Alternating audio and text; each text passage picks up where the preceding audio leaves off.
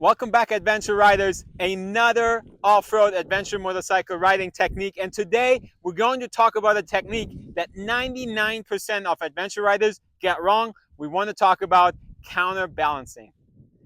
So this is a video that I wanted to make for a long time.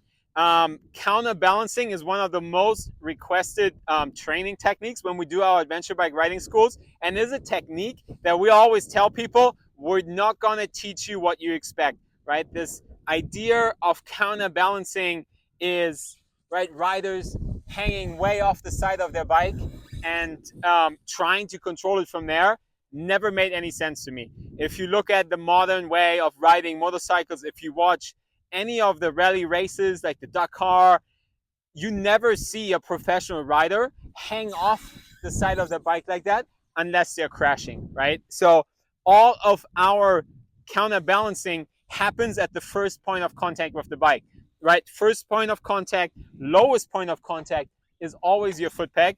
That is also where your input on the motorcycle has the biggest effect. So if you counterbalance in your feet on your foot peg by transferring the weight down there, that will have a way bigger effect than, you know, your last point of contact on the bars and then you just hanging off the side of the bike. It's a 450 plus pound motorcycle. If you try to throw that around by hanging off the sides, it's not going to be very effective. It's not going to work. So we're going to break some of these mistakes down and then explain to you how this is the most effective way to counterweight, counterbalance your motorcycle, and how that will make riding off-road a lot more efficient and a lot safer for you. So you can see in some of these clips, I'm riding terrain that's off-cambered, that's up and downhill, that's very soft, the bike sinking in all sorts of directions, but my feet, my legs are tight with the bike, my chest is forward, little movements in my chest back and forth, but not a lot of hanging off the side of the bike. The dangerous part about this whole counterbalancing idea and hanging off the side of a bike is that you're always chasing the bike, right? So let's say you're making a left turn, a little off-cambered, so you counterbalance to the inside, right? So now you're pushing into the bike, you're hanging off the side, the bike's gonna slide out to the right. You're all the way over here. There's no way for you to catch that bike. That bike's gone, okay?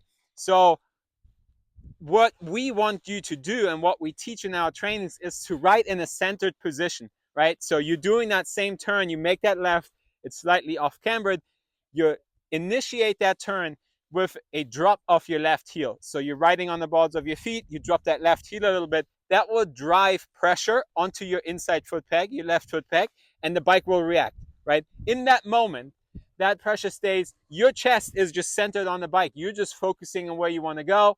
Your right foot, your right leg gives you a little bit of pressure into the bike and it follows. Now, if that bike slides away from you, you're in a centered position and you're able to react, right? Now, if you have to shift your weight, you know, to the left, to the right, wherever that bike is going, you're able to do that. You're working from the center of the bike. You're not hanging all the way over here and just watch your bike go down in the gravel.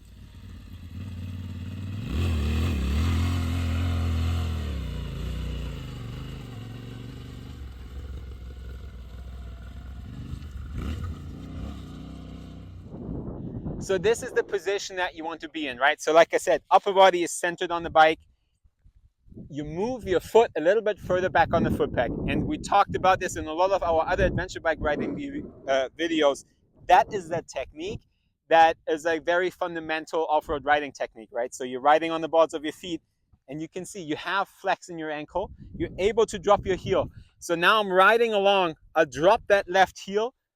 That brings pressure to my left foot peg and the bike will react. And you can practice this just on the road, just right down the road, standing up and just drop your heels, right? Like left, right, and you will find the bike instantly reacting. You're not doing anything on the bars. Your upper body isn't doing anything.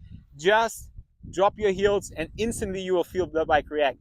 That is how you counterbalance riding off-road. Like I said, the more you can be centered on the bike in your upper body, the more room you have to work with the bike. And then all the counterbalancing is happening down here. That's all it is. Little movements, right? So now we want to look at this technique in action, and we're starting with me doing it wrong. So you can see here I'm hanging off the side of the bike. It's really difficult for me to get the bike turned. I don't have any feel for where the front end's going, and I'm in a really bad position on the bike. The next clip, this is where we want you to be centered on the bike. You see I do all the counterbalancing in my ankles, dropping the inside heel here, the bike reacts. I'm centered on the bike and I can really work and react to the bike. So we're looking at this now, going a little bit faster, like down one of these sand roads, and you can see I'm always centered on the bike. My elbows slightly bent, I'm dropping my heels, and if you take a close look at my contact with my boots to the frame, there's no gap, completely tight down there, and you can see here the back end's kind of sliding out a little bit, and I'm just able to counterbalance that in my ankles. So the bike goes away from me a little bit, I counterweight that, my upper body, there's not a lot of movement, I'm not wasting any energy, I'm not letting the bike get away from me. It's very easy for me to just ride down the trail, use the bike as my tool to get across these rain ruts, and the entire time the bike is controlled at my ankles and my lower legs. So this is it. This is how you properly counterbalance. And like I said earlier, try this technique. Do yourself the favor. Don't jump straight in the comments and tell me that I don't know what I'm talking about. Try it on the road, right? Like get on the balls of your feet, drop your heels, just feel the bike react and see how big of an impact that has. Practice it there, then take it off-road and just give it a try, right? We do this in our schools all the time, and people are so surprised with how much control you have by just applying the right amount of pressures at your foot peg. Your legs are tied to the bike, you're centered on the bike. That is where you want to be always. Thank you guys so much for watching. If you like this type of content, please like and subscribe. Every week we drop a new adventure riding tip. So we'll see you guys for another one next week.